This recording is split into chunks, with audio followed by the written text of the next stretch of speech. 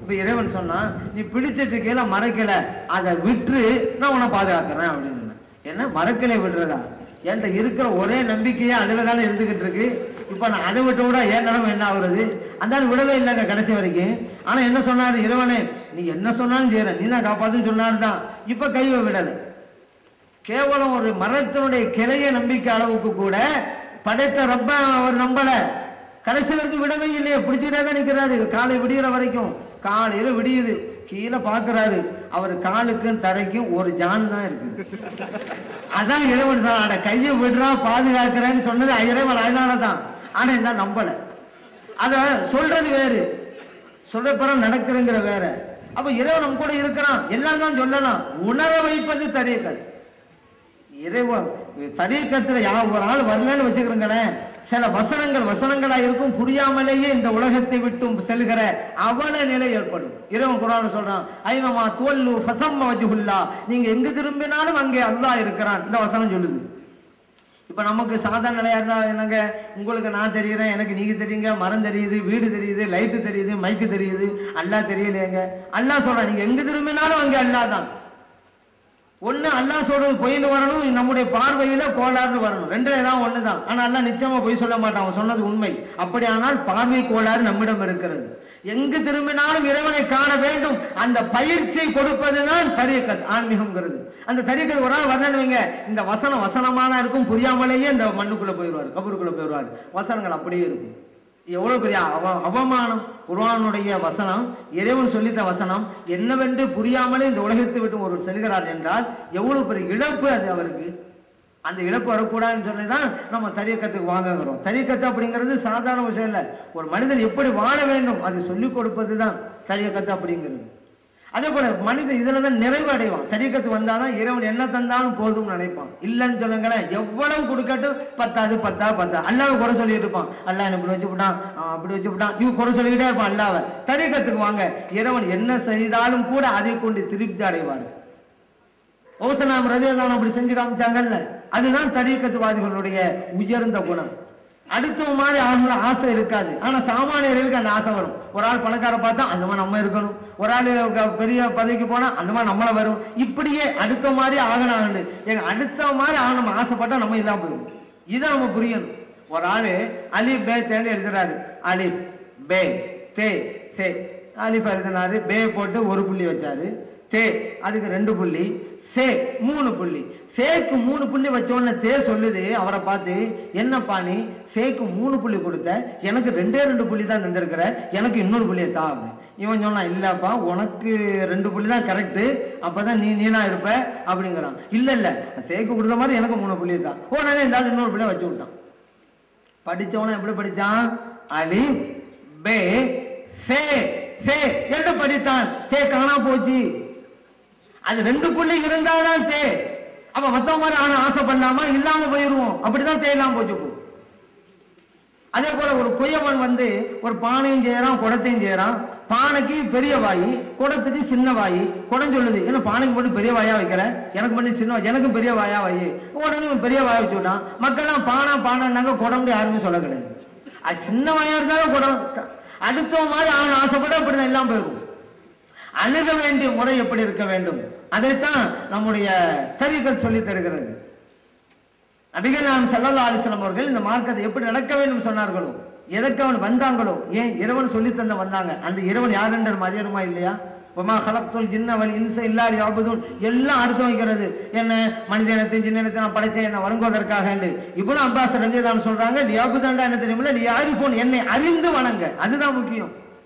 ஒரு ஆளு வணங்குறாரு தபீகார உதாரணத்தை எடுத்துக்கலாம். 20 வருஷம் 30 வருஷம் நிச்சயம் அப்படியே காய்ச்சி போகும். ஏன்னா நீங்களாம் யோசிக்கிறீங்க, என்ன ஏஷாமோலைக்கு போட்டியாவே சும்மா தபலி ஜமாத்தை சொல்லிக்கிட்டே இருக்குன்னு யோசிச்சுக்கிட்டே இருக்கிறீங்க. ஆமா பாருங்க, அவங்க தரீக்கத்தை அவங்களும் ரொம்ப வெகுத்து 20 வருஷம் 30 வருஷமா அப்படி வணங்கிட்டே இருப்பாங்க. நிச்சயம் காய்ச்சி போகும். அவங்கள யாரோ ஒரு ஆளை கூப்பிட்டு, யாருங்க வணங்குறீங்க? அல்லாஹ் தான் தொழுதான் அப்படின்பாரு. அந்த அல்லாஹ் யாருங்கன்னு கேளுங்க, மேலே கீழே முடிப்பாரு. யாரென்றே தெரியாத அல்லாவை 20 வருஷமா வணங்குறாருங்க. 30 வருஷமா தொழுதுகிட்டு இருக்கிறாரு. ஆனா அல்லாஹ் யாருன்னு தெரியல. அந்த அல்லாஹ் தான் வணங்குறாரு. அவ இறைவன் யார் என்று புரிந்து வணங்க வேண்டும். அதுதான் தரீக்கத்து படம். இது வேணுமா வேணாமா? இப்னு அப்பாஸ் சொன்ன விளக்கப்பாரு நடக்கணுமா இல்லையா? அதுக்கு தரீக்கத்து வேணுமா இல்லையா? அதனாலதான் இமாம் ஜாஃபர் சாதிக் ரலியல்லாஹு அன்ஹு அவங்ககிட்ட இமாம் அபூ ஹனீஃபா ரஹ்மத்துல்லாஹி அலைஹி சொஹபத் வச்சுக்கிட்டாங்க. அந்த நேரத்துல அபூ ஹனீஃபா ரஹ்மத்துல்லாஹி அவங்ககிட்ட ஒரு ஆள் கேட்டாரு, உங்க வயசு எத்தனை? 2 நாங்க அபூ ஹனீஃபா ரஹ்மத்துல்லாஹி. என்ன 2ங்க, இவ்வளவு பெரியவங்களா இருக்கிறீங்க, 2ங்க வயசு?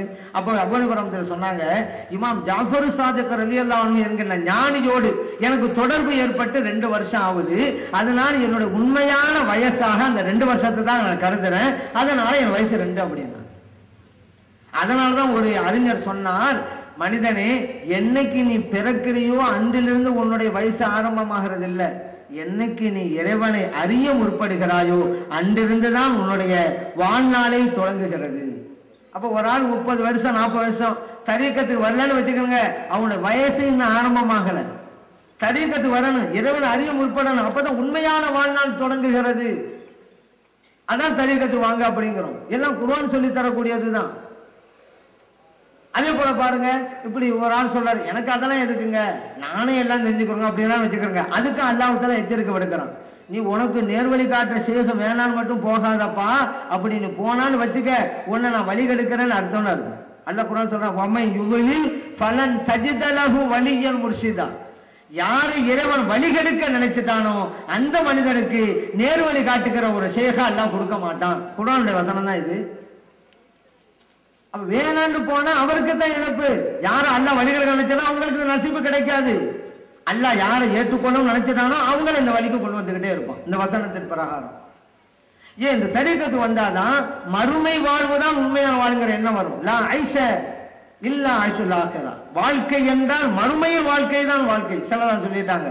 அந்த எண்ணம் தரீக்கத்து வந்தா வரும். ஏன்னா வித்தியாசம் இருக்குதுல்ல. இந்த உலகத்தை நம்ம இருக்கிறோம், ஆனா வாழப்போது மறுமையில தான். உண்மையான வாழ்வு அங்கதான். இந்த உலகத்திலே கூட ஜெயில ஒருத்தன் இருக்கிறான், வீட்டில் ஒருத்தன் இருக்கிறான். 2க்கும் வித்தியாசம் இருக்குது. நம்ம என்ன சொல்லுவோம்? வீட்டிலே வசிக்கிறான், ஜெயிலிலே இருக்கிறான் அப்படின்னு சொல்லுவோம். 2க்கும் வித்தியாசம். ஒரு ஆள் 10 வருஷம் ஜெயில இருந்துட்டு வெளியே வர்றான்னு வச்சுக்கிறேங்க. எங்க இருந்துப்பா வர்ற? அவன் சொல்லுவான், 10 வருஷமா நான் ஜெயில இருந்துட்டு வர்றேன் அப்படிதான் சொல்லுவானே தவிர 10 வருஷமா நான் ஜெயில வசிச்சுட்டு வர்றேன் அவன் சொல்லவே மாட்டான். ஏன்னா வசித்தல் என்பது வேறு, இருத்தல் என்பது வேறு. ஏன் வீட்டுக்கும் ஜெயிலுக்கு வித்தியாசம் இருக்குதுல்ல. வீட்டுல கதவுக்கு தாழ்பால் உட்புறமாக இருக்கும், ஜெயில கதவுக்கு தாழ்பால் வெளிப்புறமாகத்தான் இருக்கும். வீட்டுல கதவை நம்ம சாத்துவோம், ஜெயில கதவை அடுத்தவங்க தான் சாத்துவாங்க. நம்ம வீட்டுல நம்ம இஷ்டப்பிரகாரம் நம்ம இருப்போம், ஜெயில பிறருடைய கட்டுப்பாட்டுல தான் இருந்தாகணும். அதனாலதான் ஜெயிலிலே இருக்கிறான், வீட்டிலே வசிக்கிறான். அந்த மாதிரி தான் இந்த உலகத்திலே நாம் இருக்கிறோம், மறுமையில் தான் வசிக்க போகிறோம். சலாம் சொல்றாங்க, வாழ்க்கை என்றால் மறுமையின் வாழ்வுதான் வாழ்க்கை. இதை உணர்ந்தவர்கள் தரீக்காவாதிகள். இதையெல்லாம் புரியாதவர்கள் தான் தரீக்கத்தை குறை பேசிக்கிட்டு இருக்கிறாங்க. ஏன்னா இந்த உலகத்தில் இருப்போம், ஆனா இந்த உலகம் நம்மிடம் இருக்காது. தாமரைகளை தண்ணீர்னு சொல்லுவாங்க பெரியவங்க எல்லாம். தாமரையில இருந்து தண்ணி இருக்கும், ஒட்டாம இருந்துகிட்டு இருக்கும். அப்படிதான் உலகத்தில் நாம் இருப்போம், நம்முடைய உள்ளத்தில் ஒட்டாது. இப்ப தண்ணீரில் படகு இருக்கலாம், தப்பு கிடையாது. ஆனா படகுக்குள்ள தண்ணி வந்துடக்கூடாது, அதுதான் ஆபத்து. காரில் நாம ஏறலாம், தப்பு இல்லை. ஆனா காரு நம்ம மேல ஏறிடக்கூடாது, அதுதான் ஆபத்து. இந்த உலகத்துல நாம இருக்கலாம், தப்பு இல்லை. ஆனா உலகம் நம்மகிட்ட வந்துடக்கூடாது, அதுதான் ஆபத்து. அவங்கள 2 பேர் பார்க்க வந்தாங்க. வர்ற வழியில ஒரு அழகான பேரிச்ச மர தோட்டம், இது யாருடையது விசாரிக்கிறாங்க. அங்க இருந்தவங்களும் சொன்னாங்க இது கௌசலால் முறையே அவங்களுக்குரியது. சரி, இன்னும் கொஞ்சம் போறாங்க, இன்னொரு அழகான தோட்டம், இது யாருடையது?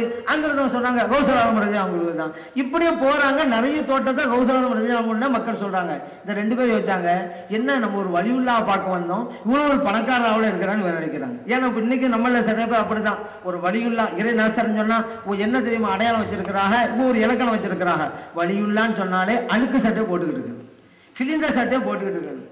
அவங்க ஒழுங்கான உடனே சாப்பிடக்கூடாது, பட்டினா கிடக்கு. இப்படி எல்லாம் இருந்தாதான் ஒரு நேசர். நம்ம இன்னைக்கு கூட அப்படி நினைக்கிறவங்க இருக்கிறாங்க. அன்னைக்கு பார்க்க போனதும் அப்படிதான் நினைச்சாங்க. ஏன்னா ஒரு வழியுள்ளா பார்க்க வந்தோம், இவ்வளவு பெரிய பணக்காரா இருக்காளேன்னு போய் இவன் நின்றாங்க கௌசலால் முறைக்கு முன்னால. கௌசலால் முறை சொன்னாங்க, இன்னமா ஃபில் அருள் ஃபில் அருள். நீங்க பார்த்தீங்கல்ல பூமியில தோட்டங்கள் எல்லாம், நீங்க பூமியிலே பார்த்த தோட்டங்கள் எல்லாம் பூமியில் தான் இருக்கின்றன. லைசபி கல்பி சிவல்லா. ஆனா என்னுடைய உள்ளத்தில் அல்லாஹ் ஒருவன் மட்டும் தான் இருக்கிறான்னு சொன்னான். எல்லாம் அங்கங்க இருக்குது, என் கல்புல அது கிடையாது. என் கல்புல அவ்வளவுதான். நீங்க பார்த்தா அங்கங்க இருந்துகிட்டு இருக்கு.